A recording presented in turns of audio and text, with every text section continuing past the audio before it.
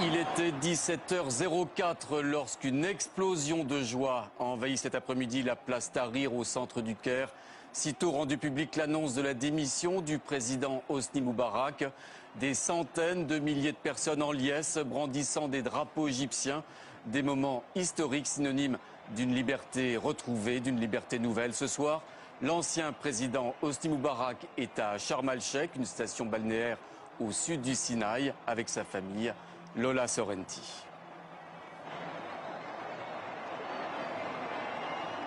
Le peuple égyptien exulte, enfin, après 18 jours de contestation contre le régime.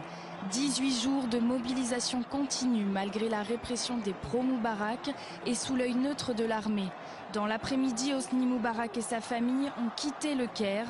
Après son discours confus de la veille où le Raïs a annoncé le transfert de ses pouvoirs à son vice-président Omar Suleiman, la mobilisation avait redoublé d'intensité et les manifestants, près d'1 million de personnes, ont continué de contester sans relâche. Ce soir, Hosni Moubarak, ancien commandant de l'armée de l'air, n'est plus le président de l'Égypte après 30 ans passés à sa tête. Il remet les clés du pays à l'armée. Un conseil militaire sera mis en place.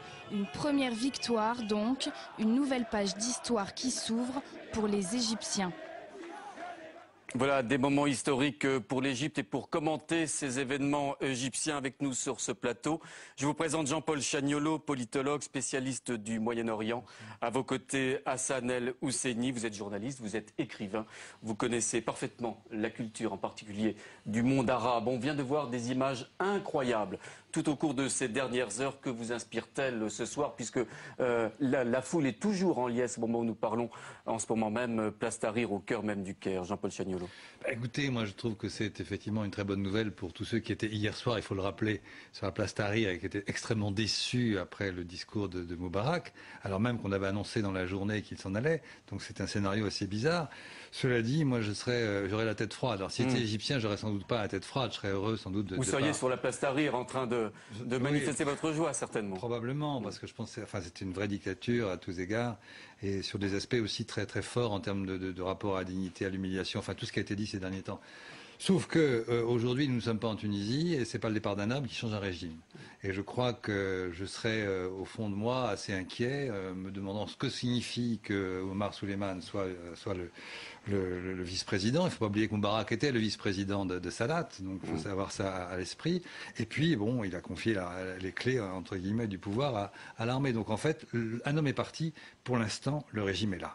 Hassan El Husseini, vous auriez envie d'être sur cette place en ce moment même, bien sûr. Bien sûr, c'est la joie, c'est une page de l'histoire qui se ferme, d'autres qui s'ouvrent.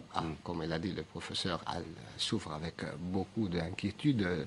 On ne sait pas comment ça va se terminer, mais la joie est là. Alors, de quoi est faite cette joie du peuple égyptien de ce soir? Est-ce qu'elle est faite d'espoir, d'espérance, de soulagement après le départ du président Moubarak? De tout ça, les soulagements, les joies, l'espoir, parce que quand on ferme un pays pendant 30 ans, on étouffe, il y a 4000 membres du service des renseignements dans ces pays, donc c'était fermé, c'était verrouillé et... ça s'explose. Alors évidemment, tout explose ce soir. Que veulent aujourd'hui, ce soir, les Égyptiens? Ils veulent plus de démocratie, ils veulent de la liberté pour leur pays, ou veulent-ils des avancées sociales, économiques? Là encore, vous allez me dire tout à la fois. Je pense le tout. Je pense le tout à la fois, parce que pour eux, la liberté va avec la démocratie, va avec le progrès social, et surtout, ils sont en grande demande de progrès social, parce que la situation de la plupart des Égyptiens économiquement est très très difficile. L'Égypte reste un pays pauvre. Ben oui. Oui, vous avez des millions, je n'ai pas les chiffres en tête, qui vivent sous la seuil de pauvreté. Jean-Paul Chagnolot, peut-on parler ce soir de révolution, alors que finalement c'est l'armée ce soir qui dirige le pays via un haut conseil des forces armées? Finalement, les choses ne changent guère, puisque Nasser était militaire, Sadat était militaire, Moubarak l'était également. L'armée continue. Où est le changement finalement? En fait, l'armée est au pouvoir depuis les années 50, vous venez de le rappeler. L'armée a renversé la monarchie de Farouk à l'époque. Ouais. Donc moi, je serais, disons, beaucoup plus mesuré. Alors bien entendu, c'est tout à fait logique qu'il y ait une explosion de joie. Mais il faut se méfier des lendemains qui chantent et qui peuvent déchanter également. Parce que les vraies questions, elles sont en fait parfaitement inconnues aujourd'hui. Enfin, il y a les solutions à ces questions et en particulier, est-ce qu'on va aller vers une véritable transition politique qui serait démocratique ou est-ce qu'on va aller vers une transition politique qui serait finalement complètement contrôlée, maîtrisée par l'armée? C'est ça la grande question. Et il y a actuellement, à l'évidence, des négociations entre l'armée, Souleymane et les autres, et puis l'opposition où les frères musulmans jouent un rôle important et on ne sait pas vraiment quel est ce rôle. Il y a beaucoup d'hypothèses là-dessus. Donc en fait, on est dans une période importante parce qu'il y a une page qui se tourne, mais pour autant, moi je continue à penser qu'on n'est pas en Tunisie par exemple. Oui. Ben Ali s'en va, le régime s'effondre parce qu'il incarnait, pour mille et une raisons qu'on a développées un peu partout, le régime à lui tout seul, avec son clan. Donc il s'en va et le régime saute. Nous ne sommes pas du tout, à mon avis, dans ce cas de figure en Égypte, donc il faut voir avec beaucoup d'attention et de réserve ce qui va se produire dans les prochaines semaines. Alors, et d'abord, s'ils vont être capables de se projeter dans une véritable transition qui aboutirait à une démocratie que certains États autour d'eux ne veulent pas, que les États-Unis veulent, mais en même temps, ils veulent la stabilité. Enfin, c'est compliqué. Est-ce qu'on peut croire, est-ce que les Égyptiens peuvent croire ce soir aux promesses que leur a faites hier soir le président Moubarak, en particulier les changements constitutionnels pour aller vers des élections libres et transparentes? Je crois qu'en politique, et ici comme ailleurs, il y a les mots, il y a les discours, et ensuite il y a les réalités politiques. Et les réalités politiques, elles sont liées à des rapports de force. Et donc, pour l'instant, je crois que les Égyptiens ont tout intérêt à le croire, mais aussi à se donner les moyens de faire en sorte que ce qui a été promis puisse se réaliser. Hassan El-Husseini, croyez-vous, espérez-vous une transition démocratique, j'allais dire, tranquille, sereine en Égypte? Tout dépend de deux choses. Un, les gens qui manifestent leur joie ce soir. Voilà, vous les voyez, vous les entendez en ce moment même. On les voit, qu'on l'entend. Comment ils vont réagir? Est-ce qu'ils vont retourner chez eux et voilà, on s'est débarrassé du président et on est tranquille? Ou ils vont continuer à réclamer le changement réel? Jusqu'à maintenant, ils ont réclamé deux choses, le départ de Moubarak et le changement de régime. Le changement de régime passe par une période transitoire. Est-ce que l'armée, est-ce que l'appareil de l'État qui est très forte en Égypte, parce que l'armée toujours dès le début a joué l'ambiguïté en laissant les cartes dans sa main pour jouer, pour voir comment ça va. On a sacrifié Moubarak, est-ce qu'on s'arrête là ou est-ce qu'ils vont céder? C'est toute la question, ça dépend de deux facteurs. Donc la première, la rue égyptienne, est-ce qu'elle va faire comme en Tunisie? Parce que souvenez-vous, quand Ben Ali est parti, on n'a pas cherché à faire une révolution ou un changement. On a fait une révolution du palais. Ça veut dire le Premier ministre le remplace. Et puis quand les Tunisiens, le lendemain, ils sont restés dans la rue et ils ont manifesté, à ce moment-là, on a changé, on s'est appuyé sur une autre formule. Oui, je crois vraiment que les deux systèmes sont profondément différents et que l'ancrage du régime militaire et ce que représentait Moubarak est beaucoup plus fort qu'en Tunisie. En Tunisie, c'était d'abord il n'y avait pas l'armée. L'armée a joué un autre rôle puisqu'elle a conduit à accélérer les choses avec le départ de Ben Ali, même si les Américains, là aussi, ont joué un rôle important. Mais nous sommes dans un système en Tunisie, au fond, qui est détenu par les services de renseignement, par une bourgeoisie qui a beaucoup d'argent. Mais bon, c'était pas une résistance. Alors que là, je suis beaucoup plus sceptique, en espérant qu'évidemment la transition va se faire vers la démocratie, mais c'est pas joué. Est-ce que cette armée est aujourd'hui, à ce jour, homogène? On sent qu'il y a des tiraillements, il y a des tendances au sein de cette armée égyptienne. Je ne sais pas pourquoi cette armée serait homogène dans une situation pareille où évidemment les options sont multiples. Il y a à la fois des intérêts multiples, économiques, politiques, des intérêts de position. Il y a des intérêts aussi stratégiques liés à la situation de l'Égypte dans le Moyen-Orient. Bon, et puis il y a cette exigence de la rue, comme vous le disiez très justement. Et puis là, donc il doit y avoir des débats très importants et dans lesquels les Américains manifestement jouent un rôle important. Donc c'est pour ça que je reste malgré tout réservé et je suis pas sûr qu'on aille si facilement vers un système qui serait vraiment ouvert et pluraliste. Même si certains signes sont plutôt positifs, mais je me méfierais de ces signes. Alors un mot des Frères musulmans, l'une des rares organisations puissantes, organisées sur le territoire. On me signale à l'instant que nous avons Marion Guénard au téléphone en direct. Non, nous aurons dans quelques instants. Marion en direct de la place Tahrir. Oui, les Frères musulmans, qu'ils peuvent jouer un véritable rôle à partir du moment où ils ont déjà entamé un début de dialogue avec le vice-président Suleiman il y a quelques jours encore. Écoutez, les frères musulmans, je prends toujours un chiffre qui me paraît intéressant. C'était il y a 5 ans. Alors, qu'est-ce qu'ils sont aujourd'hui? Ce chiffre, c'était que sur 450 députés, enfin sièges au Parlement, ils ont pu présenter, dans des conditions difficiles, 150 candidats. Et ils en ont eu 88 d'élus. Donc si on reprend ça comme rapport de force, on voit qu'ils sont assez puissants. Sauf qu'en 5 ans, les choses ont pu évoluer et que de plus, comme on le sait assez clairement, ils sont divisés sur leur rapport aux politiques. Et cela dit, c'est quand même une organisation qui est, à mon avis, absolument incontournable. Personne ne sait vraiment ce qu'il représente aujourd'hui. Et donc le seul moyen de le savoir, c'est d'aller oser la démocratie, prendre les risques de la démocratie, et puis aux Égyptiens de décider. Et la jouer, parce qu'ils sont restés en retrait. Ils n'ont pas cherché à être l'avant-garde, donc ils jouaient très malin, ils ne cherchaient pas à affronter la rue ou donner au régime les moyens de mater cette révolte. Parce que dès le début, Moubarak, il dit, c'est les œuvres des frères musulmans. Donc eux, ils sont restés en retrait, ils sont organisés, ils ont des réseaux sociaux, donc ils sont mieux organisés que les autres. Mais je reviens seulement pour confirmer ce qu'il dit mon ami. En un mot, parce que nous sommes en direct de la place Tahrir. Alors nous vous rejoignons, Marion Guénard, bonsoir. Que se passe-t-il? Qu'entendez-vous? Que voyez-vous autour de vous en ce moment même? Bien, écoutez, c'est très simple, c'est une explosion de joie sur toute la place Tahrir. Vous l'entendez certainement derrière moi, on entend des cris, des chants, des you-you, des feux d'artifice et l'hymne national qui est repris en boucle. La place Tahrir, en quelques minutes, tout à l'heure, s'est transformée en véritable marée humaine. Tout le monde danse, tout le monde chante, tout le monde brandit des drapeaux et tout le monde entonne les slogans qui ont marqué 2 semaines et demie de soulèvement égyptien. Les slogans ont un peu changé. Le peuple jusqu'à présent demandait la chute du système et bien maintenant le peuple a réalisé la chute du système. Et la plupart des gens crient leur bonheur de pouvoir enfin ressentir la liberté. C'est la première fois qu'ils disent ressentir le sentiment de liberté en 30 ans. Ils sont très très nombreux à dire ça. Il y en a d'autres qui disent que Moubarak est parti. Enfin, c'est une bonne chose pour l'Égypte car c'était un voleur. Il avait pris l'argent de l'Égypte et que désormais le pays est contrôlé, est en sécurité avec le peuple et avec l'aide de l'armée. Et d'ailleurs, la plupart, beaucoup de gens devant les chartes photographient, font des petites vidéos souvenirs avec les militaires. Donc ce soir, vraiment, sur la place Tahrir, c'est la fête, c'est une explosion de joie.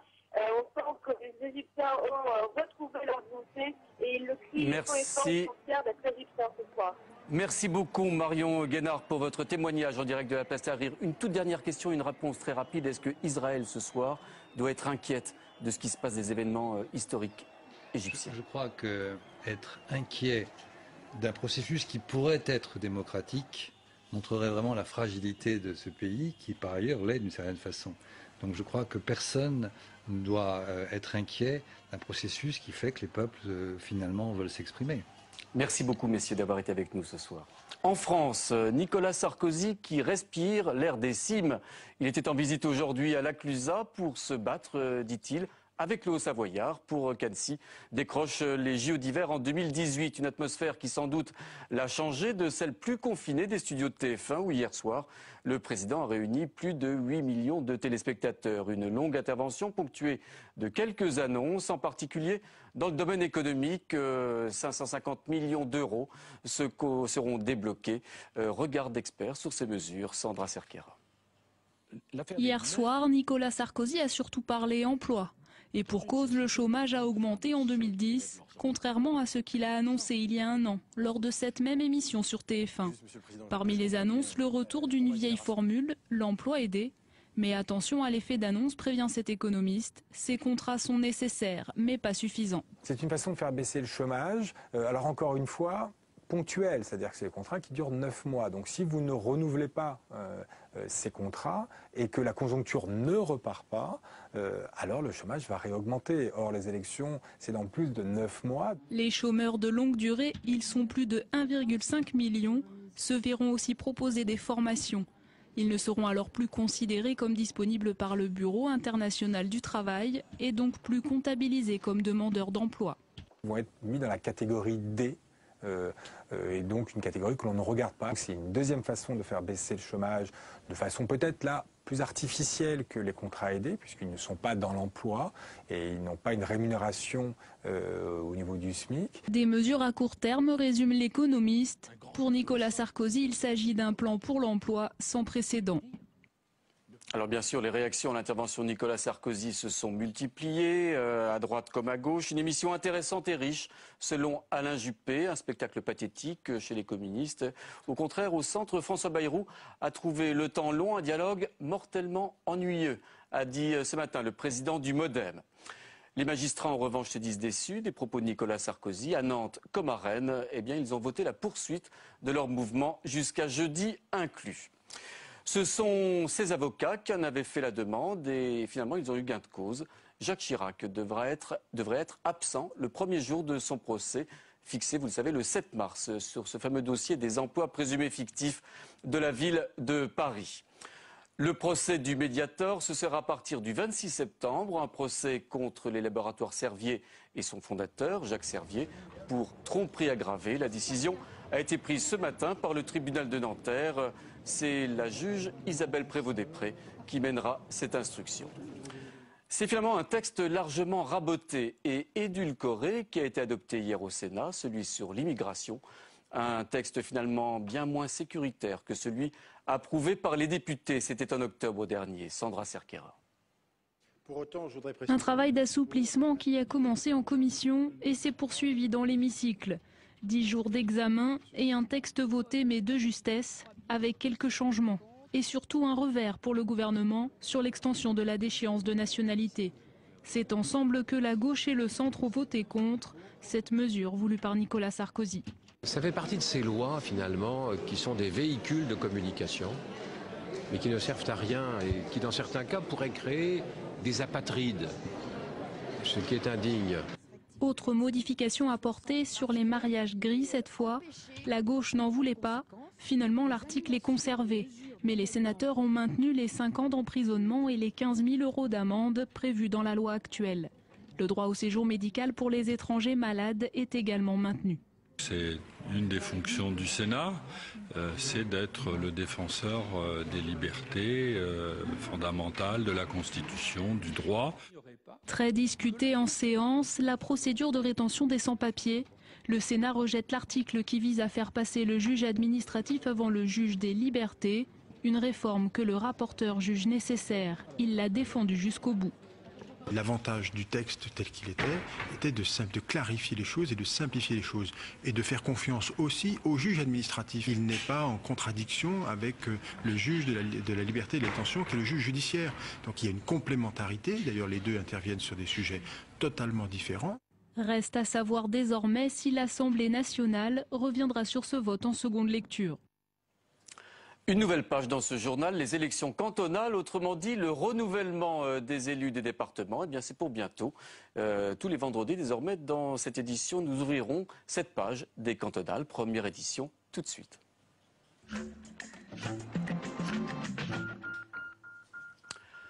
Il s'occupe d'actions sociales, de culture ou encore de développement économique. Eh bien, une partie des départements verront donc leurs effectifs renouvelés dès très bientôt, les 21 et 27 mars prochains. Des élections locales, certes, mais qui revêtront aussi un doux parfum de politique nationale à 14 mois seulement d'une autre échéance, les présidentielles de 2012. Explication Delphine Girard.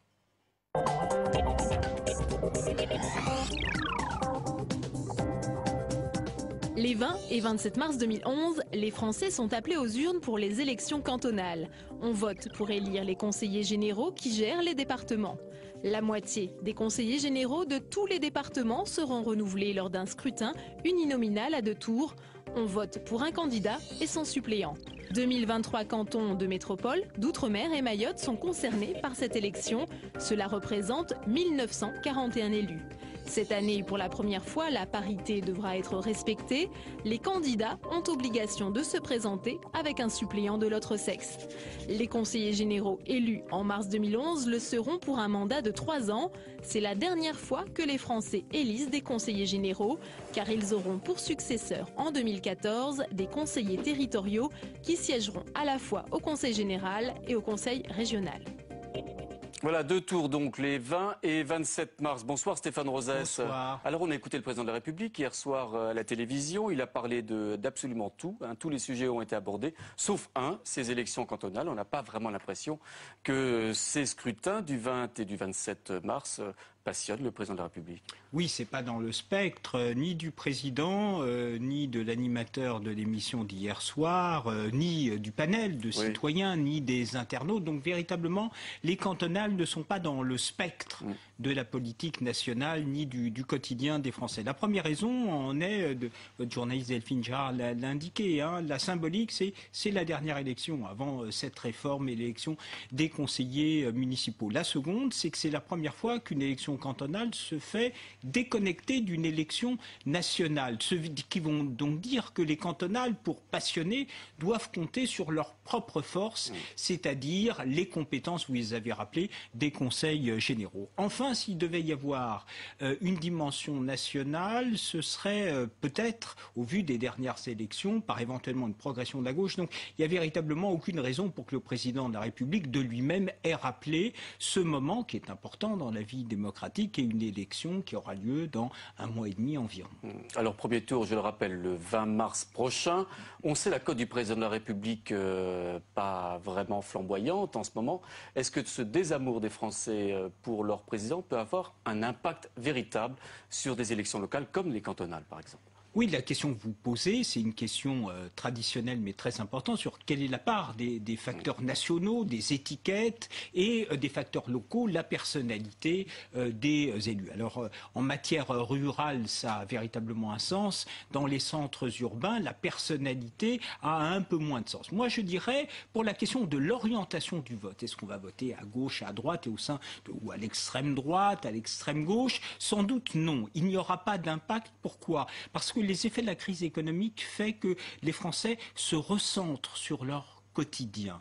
Par contre, ça peut avoir un impact sur le fait d'aller voter ou pas. Or, que nous ont montré les dernières élections municipales et régionales, c'est que l'abstention a surtout pénalisé la droite. Pourquoi? Parce que l'électorat qui d'habitude va voter, qui est l'électorat âgé, est déstabilisé par la façon de faire et d'être du président de la République. Or, comme dans l'émission hier, il a construit les choses de sorte de ne pas avoir à s'expliquer sur ce malaise à l'égard de la façon dont il exerce la fonction, il n'a pas pu apaiser cet électorat et donc le risque pour la droite, c'est que son électorat aille moins voter et que par le cours des choses, du coup, il puisse y avoir une progression de la gauche avec les sénatoriales en perspective. Bien entendu. Merci beaucoup Stéphane Rosès. On vous retrouve bien sûr la semaine prochaine. Alors, évidemment, lors de chaque scrutin, il y a des départements qui seront observés plus que d'autres. C'est le cas de la Charente-Maritime, un département où la droite règne depuis 25 ans, avec en ce moment à sa tête l'ancien ministre Dominique Bussereau. La bataille sur place sera serrée, sous l'œil sans doute très attentif de la présidente de la région, une certaine Ségolène Royal. Reportage Thomas Raguet. Sacoche en bandoulière et carton d'invitation à la main, l'actuel président du Conseil général a endossé son costume de VRP pour arpenter les rues de son canton à Royan. Voilà, je vous apportais un petit carton pour mes réunions pour les élections du canton. À 58 ans, celui qui a été ministre de manière ininterrompue pendant 8 ans retrouve le terrain à temps complet. On me considère plus comme quelqu'un du pays que comme un acteur politique national. Bonjour monsieur. Aux élections cantonales, c'est sûr, mieux vaut paraître le plus local possible. À l'autre bout du département, Bernard Lalande, le chef de file des socialistes, parcourt lui les ruelles du Vieux-La Rochelle. Un canton clé pour la gauche, dernier bastion de droite de la ville, il compte bien le faire basculer. La dernière fois, Alain Bûchery avait perdu de près de 200 voix. 148. 148. Donc cette fois, on va gagner de 148 voix, oui. Allez, au boulot. Avec 5 sièges d'avance, la partie sera serrée pour la majorité départementale. Sur les LGV, alors quel était votre sentiment, que la région va payer ou pas? Une majorité qui préfère avertir ses électeurs sur les éventuelles conséquences d'un basculement du département à gauche. Ce que je pense simplement, c'est qu'une majorité socialiste, communiste et vert aurait tendance d'abord à être aux ordres de Madame Royal, c'est-à-dire d'être en réalité une annexe de la région, et la Charente-Maritime perdrait beaucoup de sa spécificité. Je pense également que toute la politique irait vers les villes, que nous aidons par ailleurs, mais nous essayons toujours d'être à l'aide des plus petits, c'est-à-dire des petites communes, des moyennes communes. Des petites communes qui sont le cœur de l'électorat de droite du département et qui représentent la majorité des cantons. En ce qui concerne les relations avec la région, nous, en tout cas moi je suis complètement convaincu de l'effet de levier. C'est-à-dire que 1 euro plus 1 euro, ça fait 2 euros, et si on les met tous dans la même direction, et en particulier celle de l'emploi, un peu partout dans le département, oui. Franchement, c'est un avantage d'avoir des régions avec lesquelles on peut travailler. Oui. Mais pour ces cantonales, le PS devra composer avec ses alliés d'Europe Écologie Les Verts, des écologistes qui ont gagné des points au dernier régional et qui s'opposent à plusieurs projets, dont une cimenterie sur le port de La Rochelle et un nouveau tronçon d'autoroute. Il va falloir convaincre. Je crois que c'est par les électeurs qu'on convaincra, et le poids que voudront bien nous donner les électeurs. Une différence de position que n'oublie pas de souligner Dominique Bussereau, qui compte bien ne pas se laisser si facilement déposséder d'un département tenu par la droite depuis 25 ans.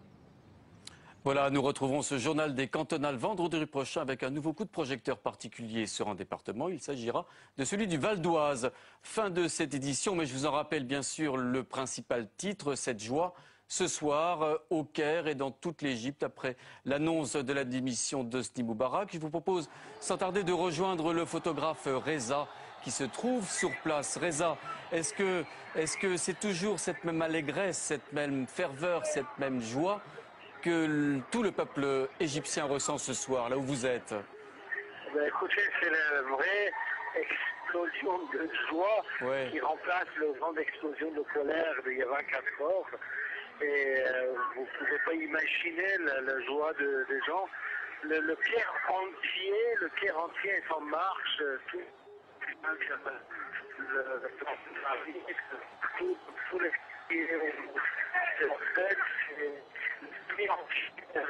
Merci beaucoup Reza, on vous entend très mal, on imagine bien sûr les liaisons téléphoniques compliquées avec l'Égypte. En tout cas, nous resterons sur ces images de la place Tahrir, cette place Tahrir en liesse après la démission annoncée, je vous le rappelle, cet après-midi aux alentours de 17h d'Hosni Moubarak. C'est la fin de cette édition, merci de votre fidélité. Je vous souhaite un excellent week-end à tous.